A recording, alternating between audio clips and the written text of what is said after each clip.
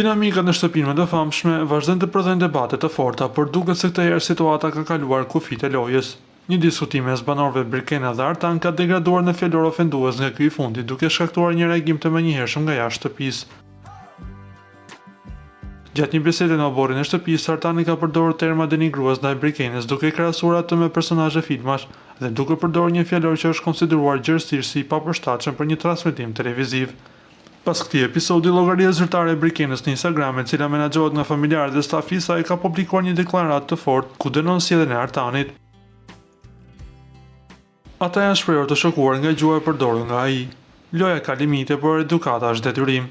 Është turpshëm që një banor përdor krahasime me filma për të ofenduar Brikenën. Mosha nuk është asnjëherë arsyetim për të cënuar dinjitetin e një vajze në ekran kombëtar. Familja dhe ne si menaxhimi i Brikenës jemi të shokuar nga kjo gjuhë dhe presim reagim nga produksioni.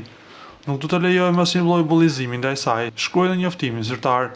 Reagimi nuk ka mbetur vetëm tek familja, ndjekësit e formatit kanë vështruar në komente duke dënuar fjalorin e Artanit, veçanërisht duke theksuar se një fjalor i tillë nuk i ka hije një burri 54 vjeçar.